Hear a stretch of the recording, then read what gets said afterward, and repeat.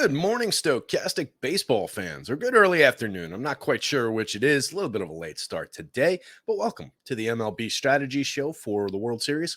Game number 3, all tied up at 1, coming back to Philadelphia after a bit of a game that got away from the Phillies pretty early last time. I know we talked about potential for a quick or for a tight pitcher's duel type of a game, a 1-0 type game, but hey, that's why they play them, gang. It didn't quite go that way, but some of the stuff we talked about did definitely come through. We saw a pretty good game, even though it wasn't quite the tight extra inning performance that we had in game 1. Still thought it was a fun game. Would have been interesting to see the Phils steal a second one. Getting that first one off of Verlander was gigantic. And then if they had managed to steal the second one, my God, it would have been totally different series. But now they're coming back. They're all tied up. They are coming into game 3 here as home dogs with the Astros coming into town slightly favored. Astros have Lance McCullers on the hill. The Phillies have Noah Syndergaard, although Syndergaard not really projecting out for a full complement of innings. I would expect if they get a turn through the rotation out of Syndergaard, they're going to be pretty happy about it. I said through the rotation.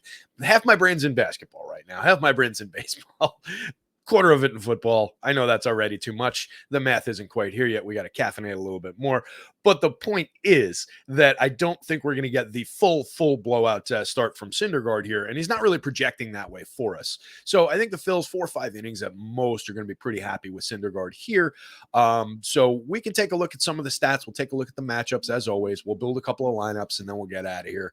But did want to say we are brought to you by our pals over at BetMGM. They've still got that promo going where if you bet $10 on any money line in the NBA, you win $200 when somebody hits a 3. It's that easy. It's not even betting. It's not even winning. It's just they're going to give you $200 to go make an account at their site. It is that simple. We'll talk about it again in a little bit, but that's not going to be around forever. So go take advantage of it. I'm going to drop over here in the corner behind the witch. Happy Halloween, everybody, by the way. Enjoy your trick-or-treating with your kids. Enjoy your Halloween parties if you're young and having a good time out there partying in costumes of your own. All these different things. I'll probably be here. Nobody rings my doorbell. I live in an apartment, so I don't have that aspect of it, but I'll probably be here just watching some scary movies or something like that later on. I called out some of the ones that are in the old pile over there over my shoulder for some good Halloween recommendations. One I left off the list, but it is in that pile, Sleepaway Camp. If you guys haven't seen Sleepaway Camp, it is the cheesiest, the schlockiest, the most over-the-top, outrageous 80s slasher movie in existence. It came out 83-ish, somewhere around there. So right in line with like the Jason the Michaels, the all the classic slasher movies of the world, the Friday the 13th, Halloween, Nightmare on Elm Street, all the classic slashers. Angela from Sleepaway Camp, right in there, man. So minor spoiler there, but not for the big reveal. So don't worry about that. Check out Sleepaway Camp. It is killer. It is wacky. I look forward to your comments. With that, let's get into the old presentation mode here. And now I am back behind the witch's nose, which is cool. If I go like this, it looks like I've got like a weird beak, which is fun. So anyway, let's take a quick look at the 2 pitching matchups first. Lance McCullers on the mound for the Astros. Definitely a top-end pitcher when he's on. We've talked about McCullers a couple times already this postseason. And what you've always got to wrestle with McCullers is the walk rate. The walk rate, the wildness, putting guys on, getting himself into tricky situations. You can see right here, an 11.3% walk rate this season. That is aggressively not good. Last year, 11.1. You could say maybe you could write this off to the short sample size, 47 2/3 innings, coming back from the injury, trying to get right, et cetera, et cetera. You can't really write that off when he did the exact same thing over 162 1/3 last year. That is who Lance McCullers is. Even when he's on, he's putting guys on base. He's getting himself into jams. 1.24 whip. That means too many guys are getting on, but a solid 25.6% strikeout rate this year. Last year, 27%. That's more who he is. It's a little bit higher than it was this year, but you can see the 11.6, 11.1 swinging strike rates are roughly in line with one another in his comeback this year. So basically, we're getting Lance McCullers' premium version.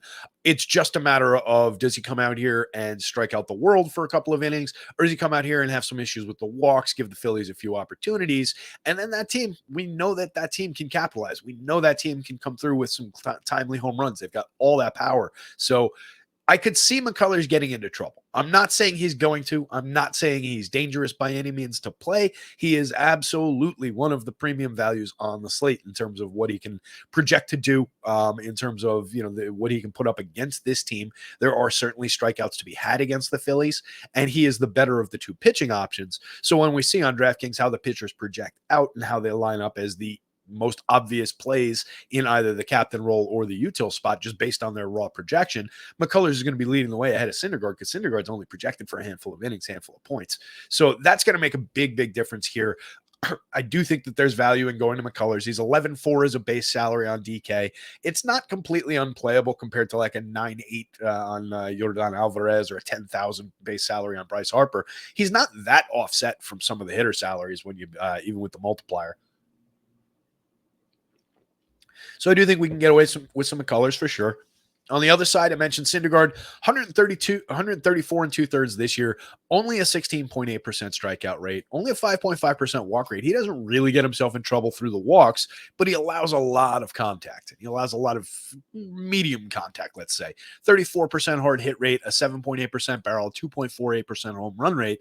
He's decent at keeping the ball in the yard and not getting completely torched. A 4.29 xFIP to a 3.94 ERA this season. Those are fine. Those are decently around average type numbers, but it's not this idea of Noah Syndergaard that people have in their heads from years ago, when he never really even was that pitcher. If you look back at his strikeout rates from those years, he wasn't above 30%. He was never these crazy, Jake DeGrom type level starters. And that's obviously going to the very top, but he has that reputation because he was on that team and he was, they were 1-2 and everything. So he was never really the guy that he's got the reputation of, but he is an effective major league pitcher. And he is a guy who can hold this team down for a few innings. I really think it comes down to what kind of depth are we getting out of him? And you can see in our ownership projections, he's not getting that much ownership. He's a 10.4K salary. So he projects right in line in terms of salary expectation with some of these hitters. So it's going to be really interesting to wrestle with the Syndergaard aspect of it in terms of putting him into a lineup today. I'd be concerned about going to the bullpen just because the Phillies bullpen, it's a little bit shaky. You could get, maybe consider like a Ranger Suarez out of there. He could obviously see some innings and be a multi-inning type, but I don't love the pitching situation on the Philly side of things, particularly going up against this Astros lineup. So between McCullers' walks and his propensity for getting in trouble, between the question marks on the Philly side and all the contact that Syndergaard's probably going to give up, I'm kind of feeling like this is a hitting day. And I know I've said the last couple are going to be pitching days, and they went for hitting days. And now this one will probably turn into a scoreless pitchers duel into the 12th inning. But it just seems like it's lining up that way, and that's how we play the game, right? We've got to go along with these things that we can perceive ahead of time, or think that we perceive anyway. So taking a look at some of the numbers on the hitting side of things, and we'll plug MGM again in between this and go into the lineup builds. But just taking a look at some of the hitting, a lot of it's the same as it's been. There's not a lot of changes, obviously, in the season-long stats, because that's over. Those are locked over here in this corner. This is what these guys did. That's in the books. The ink's dry. But over here, we've got some pricing changes. We've got some ownership issues. One of the big things for the Astros is the last game we saw Aledmys Diaz take the place of Trey Mancini. They've done that a couple of times through the playoffs because Trey Mancini's just been ice cold. I think he's 0 for 16 for the playoffs, just has not had a good playoffs. But his bet at that $4,600 price on DK is astoundingly valuable if he's in the lineup. That's why he's drawing a 58% ownership projection across captain and util, and most of that's going to be in util. It could very well be Diaz again, but I do expect it to be Mancini in there. Some sites have it projected with Diaz, some sites have it projected with Mancini. I use the Mancini version because that is who I expect there. Just too good a bat, too premium a power hitter, a guy coming back to this area and has talked about it in the media a couple of times. I just think there are a lot of reasons for him to be in that lineup. That's not to say that coming back to this area, et cetera, is going to motivate him to hit 3 home runs today or anything. I'm saying that is a narrative that could potentially put him in the lineup. That's the only thing I'm saying about the narrative there. But I do think if he's in there at that price, he's very usable. There's a ton of utility in that. It's just, what are you doing to your ownership product, your uniqueness, if you use a 58% owned util player? Top of the lineup, obviously, Jose Altuve led off with a double the other day, scored a run after we talked about him potentially having something, coming around for him. So like to see that. He's probably going to be engaged the rest of the way here. Jeremy Pena, Jordan Alvarez, Kyle Tucker, the two big lefties. Obviously, you can throw those big bats at Syndergaard here. There's going to be a ton of contact available for them. Syndergaard doesn't give up a lot of hard hit like we saw. He doesn't give up a ton of home runs, but these guys can generate that on their own. So those are premium bats. Bregman in the middle of those two. Julie Gurriel and Chas McCormick, you've seen deliver a good amount of value in spots for their pricing through the playoffs. So I do think those guys are very, very valuable once again. And then Martin Maldonado, assuming it's Maldonado and not Christian Vasquez, either one of those guys, they're basically the same. They're in there for their defense. Either one of them can knock the ball out of the yard. I expect it to be Maldonado, but I did just throw Vasquez in there just in case. But they're basically the same guy in that regard. You can use them in the same exact way. But Maldonado, their starter, the better catcher, probably the better power hitter at this point as compared to Vasquez. I think Vasquez had that one real nice year and then kind of hasn't done much, where Maldonado I feel like is consistently around this 15 home run 166 ISO that he put up this year. I think that's top to bottom on the Astros. Looking at just some of the ownership numbers, like Gurriel looks a little bit under-owned. Alex Bregman looks a little bit under-owned. Again, that 19.1 is across util and captain. So figure it's we'll see it on the other page when I go over to build the lineups. But figure it's a 17, 18% util, a 1% captain number on him. That's a guy who can knock a ball out of the ballpark, driving a few runs for you, have a productive day at the plate. I mean, we're talking about a 259, 366, 454 hitter who was 36% better than average creating runs, 195 ISO and 23 home runs. The power dipped a little bit for Bregman this year, but I mean, look at the balls in play. 11.7% strikeout rate. He just does not strike out. Everything's in play with this dude. 13.3% walk rate. So that's what's supporting that on base percentage, even with the low batting average, of course. That's what's helping him create runs. It helps him correlate with some of the other players. So just an interesting guy not to be skipped in the middle of that Astros lineup. Other side of things with the Phils, I think we're back to the Bryson Stott, Brandon Marsh here against the righty McCullers. We saw the other version of the lineup with Vierling starting the other day, as we talked about during the show. I think we go right back to the bottom of the lineup as we have been with this team, and just that Stott, Segura, Marsh, and Alec Bohm even in the 6th spot just provides value, and they don't get the most attention in the world on this slate. They're not drawing crazy popularity down at the bottom. Segura 14.8% for 7,600. That's kind of interesting. Bohm 16.2% for 7,000. Bryson Stott is drawing a little attention at 6,200, 25.8%. And then Marsh is getting a ton of attention at the bottom of the lineup for 48. But we've got some great values there. And those are some productive bets. We talk about it every show. Those counting stats, the home runs and the stolen bases at the bottom of that Phillies lineup. Look at this. All right. Double-digit home runs, not these two, but double-digit steals here. So lot of value there. That was I went up one too high. That was Nicky Castellanos was in there. So it's starting with Bohm here. It's all these home runs. And only one of those guys, one of the 4 guys, didn't steal double-digit stolen bases. That was Alec Bohm, who was arguably the most valuable hitter in that group. So I do like that part of this lineup a lot. We start down there all the time because the names up top are super obvious. Kyle Schwarber, Rhys Hoskins, JT Realmuto, Bryce Harper, even Nick Castellanos and his struggles. I do think there's value in going to those bats. And it just looks like they're under-owned as compares to where the Astros are getting attention. If I can come in here and get Rhys Hoskins at half the ownership that Jordan Alvarez is getting, if I can get Bryce Harper at half the ownership that Jordan Alvarez is getting for $200 more, sign me up. I'm not scared of Lance McCullers in that, when it comes to rostering hitters. He's a good pitcher, but he's not somebody who's definitely going, this isn't Justin Verlander. And we were rostering these bats against Justin Verlander with enthusiasm. It's craziness.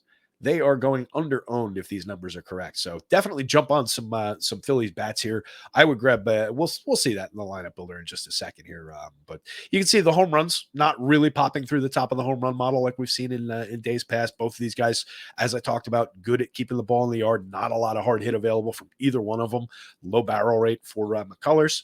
But like I said, I think we can get there with the Phils. They're getting more attention on the FanDuel slate. They're cheaper by comparison on the FanDuel slate. So FanDuel, as we know, is kind of just mix and match and hope for the best in this format for single games. So we'll get into some lineup builds here in just a half a sec, gang. But let me remind you one more time to hit the like button. You thought I was going to the promo, didn't you? Hit the like button, hit the subscribe button. Helps you, helps me. Get the show promoted a little bit so we can keep doing these. BetMGM. Go over there and just create an account. I'm not even going to use the word the synonym for wager. I'm not even going to talk about putting money on a money line. All I'm going to talk about is how they're going to come in and hand you $200 because you went over to their site and created an account, because that's essentially what they're doing. The actual promo is that you do have to go over there and bet an NBA money line. Okay. They made me say it. But what is going to happen is they're going to give you $200 when anybody hits a three. You know how rare it is for nobody to hit a three in the NBA? It just doesn't happen. It's like an asteroid hitting the earth. It just doesn't happen, except for the dinosaurs, a bunch of other times. But in modern times, doesn't happen, right? These guys are going to hit a three. You're going to get your $200. Go over to BetMGM, check it out, create an account, bet on the money line. $10 on the money line gets you $200 when somebody hits a three. Pretty darn good promo. Let's check out some lineups here. I was going to sip my coffee and then I put it back down because I got carried away with that promo and talking about asteroids and dinosaurs. So give me a second.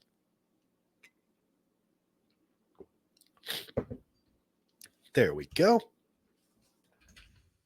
And we'll scroll back over here. That was all the data that we pull from on this little guy here. We've got it all loaded up, as we can see. Oh, no, we don't. I forgot to move the lineups over. Let me do that real quick like here. Still inside baseball. Bing. And on the Philly side. And we got the pitchers. I can just type those.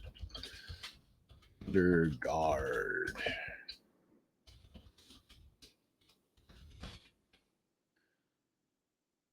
I misspell McCullers.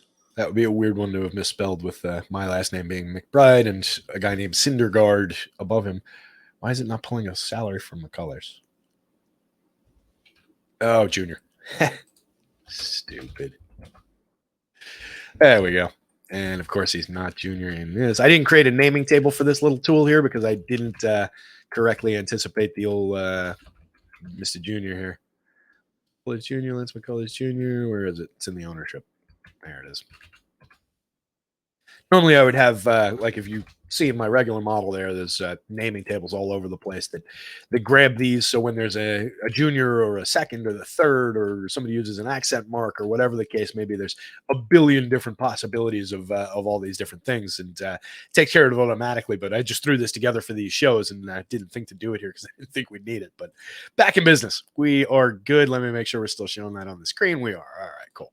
So let's take a look. We'll do a FanDuel one again, just because, like last time, the FanDuel one's a little bit less exciting, less interesting. So let's talk FanDuel side of things. We'll look for a low-owned captain like we do, and I think we can get one maybe from the top of the Phillies lineup here. Maybe grab one of these power hitters. We get a lot of ownership around Harper, a lot of ownership around Schwarber, but Rhys Hoskins is sitting there at 5.2. I think we used Rhys Hoskins the last time around in the captain spot, though. Let's go the other way. Let's grab an Astros bat. Let's grab Alex Bregman. 7,500. Underpriced Alex Bregman. We just did all that talking about the guy. Let's grab him. Let's use him. Alex Bregman, you're in. You're in the MVP spot, kid. Don't let us down. And then we can. So we talked the other day about correlating on FanDuel, and if you put a guy here in the MVP spot, the proper correlation in my mind is to use somebody ahead of him in the lineup in the other multiplier spot, so that you're getting that if Alex Bregman hits a two-run home run with Jordan Alvarez on base, you're getting the properly oriented correlation where the guy who hit the home run gets the most multiplication. The guy who scored the run is correlated on a multiplier spot. So that's how I usually try and build for FanDuel is thinking about that. Because it's really the only wrinkle that they've built into the game in addition to pricing and ownership. We can see that Alvarez does take a dip in ownership from 19 to 11.2 if we use him in the star spot. Kyle Tucker, same story, 13 to 11. Since those guys are around the same, it's 1,000 more to get to Alvarez, but he's hitting ahead of Bregman, and he's got all that individual solo upside. So let's go Alvarez. We'll go for a little bit of a Astros stack up at the top. That's going to leave us at 61 for the rest of the ride here. So we've got money to spend. It's FanDuel. We've got all these guys at the bottom of the lineup that help us. We've got all these guys that help us. So let's grab a decent Phillies bat. And in the util spot, Schwarber, since he's so cheap at 75, Schwarber's still pretty popular in the util spot. The guy who's not popular in the util spot is Bryce Harper at 7.4. That's kind of interesting. 95, I doubt we can fit that in on salary. I just want to see what it does.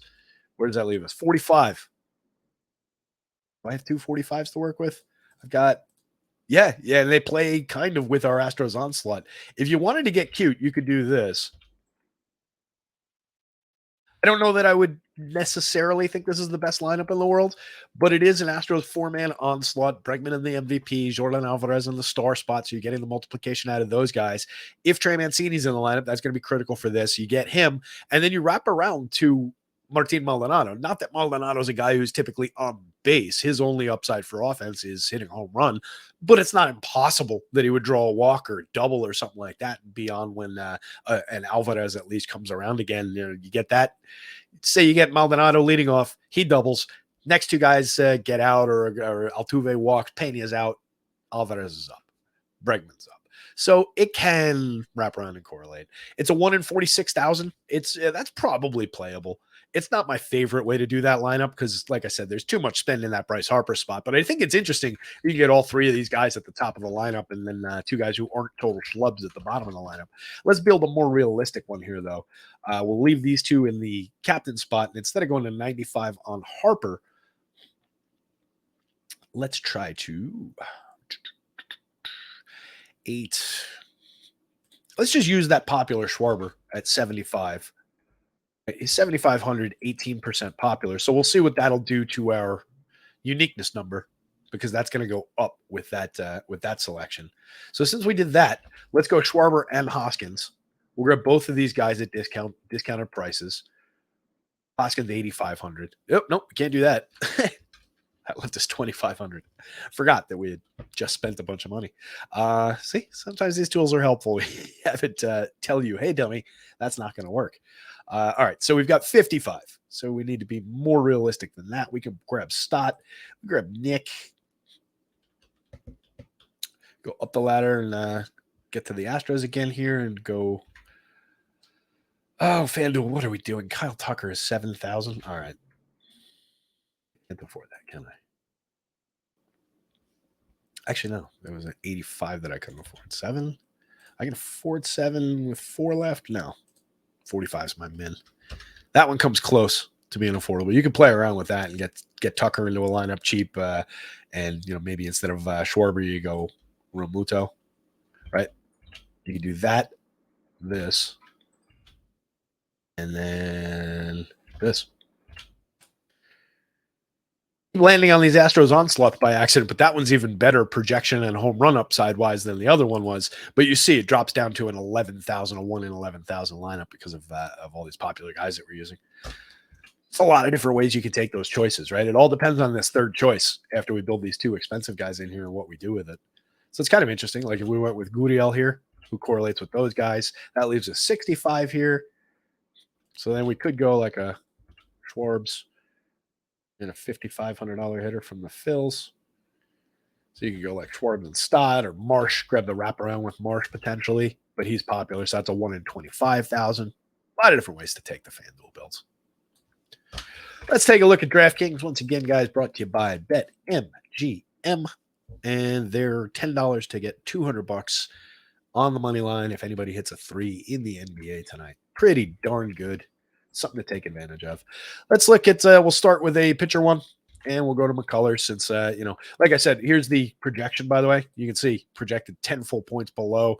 Obviously, Syndergaard not getting any ownership attention in that captain spot. So if you want to think of it in terms of a guy who, at the very least, is very likely to come out and put up like, a score similar to what we're projecting all these hitters for, even in a couple of innings, then, there is a little bit of wiggle room on that Syndergaard 1.6% owned captain. Maybe you could get away with it. But it's not like he's priced at an extreme discount. So you're still spending a lot of money to do that, which is the one part of it that I don't like. If he was priced down at like a 76, like a hitter price because of that, then we'd be talking about maybe some upside. But let's go with the McCullers. We'll see how that looks. It's immediately cutting us to 6,500, which is fine. We've got the money to spend.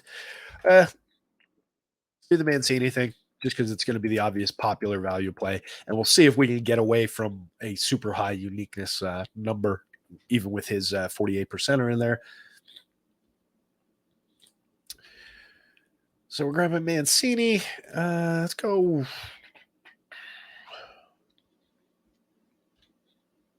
Let's go Tucker. We'll go a little Astros heavy. 57 left on this side. That only really leaves me a few options there. Let's not do that. We could have done that. Like we could build the Tucker and Pena version in there, and then what I was just adding is that I would have been looking at like a Bohm Stott Marsh combo at the bottom, which is fine, totally playable, but not necessarily where I wanted to go, and not necessarily something that was going to help offset some of that ownership. So we're going to go away from that, and let's maybe build with. Let's try Yuli instead. Is right in with those guys. And then let's look back to the DK board. And some util ownership here. 14%, 14%, 9.6. Let's get a Schwarber. That leaves me 59. That's just a little bit stronger in this lineup here. So you do like Stott, 6.2. And then you could have money for like a Maldonado if you wanted to do that. Bring him around into these guys. But see, even with that, right, even using a Schwarber at 14, a Maldonado, who is a low-end bat here at 15, we're still only 1 in 9,000, 9,900, 1 in 10,000 unique. And that's driven a lot by this Mancini, right? Got 47 here. He's the only guy that fits into that. So let's do that. That leaves us 57. And tricky. All right. So we want to go McCullers. Just trying to do a little cheaper version of this without using Mancini there, or a little different version of this, I should say. So, like, if we go Julie McCormick, that leaves us 65. We can get into like, that's too much. So you could go like these guys.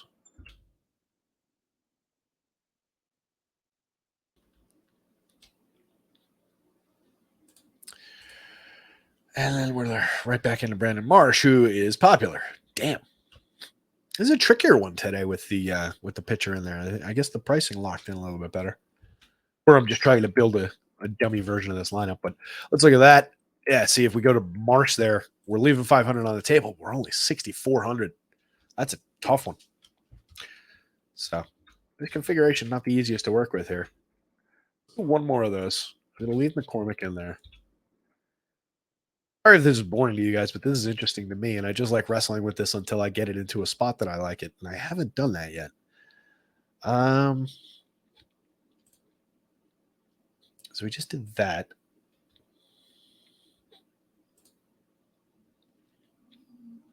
Don't want to use him.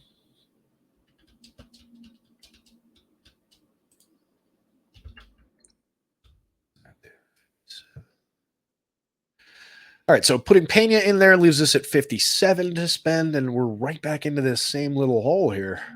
This is annoying, gang. It's really bugging me. Can I get this to Bohm at 45, and that drops us back down to 45 again? Shit. So we can't use Bohm to find any hidey holes for ownership.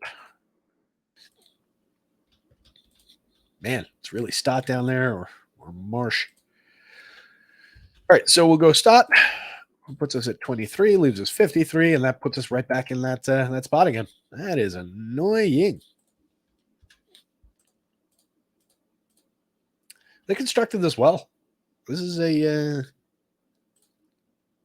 little bit of a pain.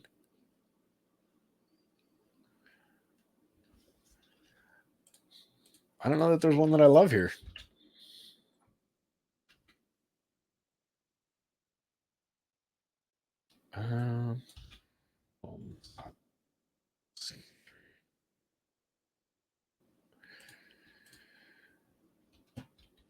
Yeah, there's not enough guys in this middle spot. This is tricky. I like it. Good job, DraftKings. They made it just tricky enough that you can't string together a couple of those bats with that salary multiplier from McCullers that I really like and that are going to be unique enough. That's interesting. I think probably the best way to play it would be to do something like grab the McCullers and then blow it out, right? Grab McCullers, hope for a lowish scoring game, and go like McCullers, Alvarez,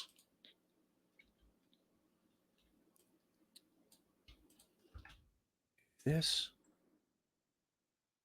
48. Now it's going to drop us into that hole or this hole. Yeah, can't do that.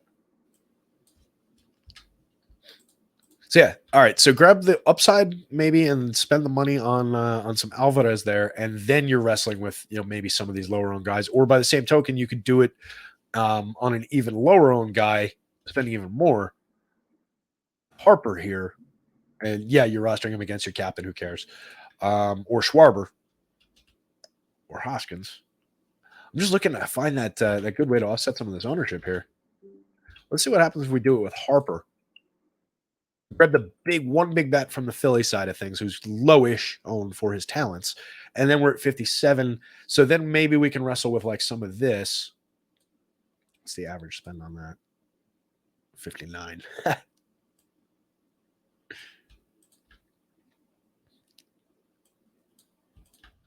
Again, I don't really love what we're doing here, though. 59. So still not enough to get to like Stott. So you'd still have to go with Brandon Marsh. And we're still 5,900. What I was trying to do there was say, like, spend up to here and then use different value, but that doesn't actually work because we're still wrestling with just those same value guys. So what our issue is that the salary spend is knocking so much off the top from the captain role that it doesn't allow us to use a bunch of guys from this 9s and 8s tier when we're building this way. And then we're trying to avoid ownership, but we're running directly into the teeth of $4,600 Mancini, $4,800 Marsh, who are crushing our potential to be unique and driving us down into those thousands. So that's what you deal with these highly owned captains and these expensive captains on DK. So let's scrap that one now. We spent way too much time on that lineup, but let's take a look with a hitter in the captain role, and let's go to Kyle Tucker. 8,800 is too cheap for Kyle Tucker. He's 9.2% owned. That's why. That's a little, actually, nah, that's a little bit more popular than I wanted there. It's fine. Like, it's not going to cause that McCullers conundrum that we were just wrestling with. But I'd rather go to one of these premium bets that's like a Bryce Harper at 2.6%. He's 10K. That's going to spend more than I want, but maybe, maybe we call it, let's call it Schwarber, 4%. We'll split the baby there. So 14.4, that leaves me 7,000 to spend across these different positions. So that's a little bit more friendly. Like, I could do this, correlate those guys, still have 7,000 to spend. How much more friendly is this? Now I can grab my Tucker, 63. Watch me blow right through the salary cap again. 62, that leaves me 64. And I did it. All right. Yeah, stupid pain in the neck. All right, so if I'm going to be forced into groving some of these value bets, let's really do it this way. So only 6. Damn it. I should really start doing this math in my head before I put these guys in. Marsh, 68. Do I have you in there? No. Yeah. All right. So you can do it this way. But that works. We get Bowman, Marsh from the semi-bottom of the Phillies lineup with a little bit of correlation. We get Schwarber and Castellanos in there. So those guys tie into the Bowman Marsh play, of course. I like the wraparound from Marsh to Schwarber. I like the Castellanos and Bowman correlation, the Castellanos to Schwarber potential for correlation. So we've got a little bit of tying together in the Phillies lineup there. We've got Jordan Alvarez from the Astros side of things. So we've got their upside along with Julie Gurriel, who correlates nicely with him. That'll play. 1 in 31,000, little projection, little home run upside, spends all our money. I think that one would probably be duped, like especially with the way that everything was just wrestling with coming together there. But I think that's a playable lineup, gang. So we finally got to one. It's using a hitter in the captain spot there. But I think that is one that I could enter. More so than the McCullers ones that were just 1 in a couple thousand. Like I know that it maths out to 1 in 3,000 or whatever we were seeing with some of those, 1 in 5,000. But the reality of the situation is their choices are so scant that the people who are hand building these will land on that more frequently than 1 in 3,000. You'll see that one duped a bunch of times. That's one of those ones where you just scroll and scroll as you're checking your thing on your phone, and you see a ton of people with that same lineup. So those low uniqueness numbers tend to be higher than you would expect. So just a danger to walk into that. You're not going to win enough money doing it that way. So look for those uniques. I think that one's playable. With that, I have gone too long on this show, but I appreciate everybody hanging out. Hit the like, hit the subscribe, bet $10 over at BetMGM on any NBA money line, and get yourself $200 when somebody hits a three-pointer. I say when, not if, because it is a reality. It is a when. They're giving away money, and they won't keep doing it forever.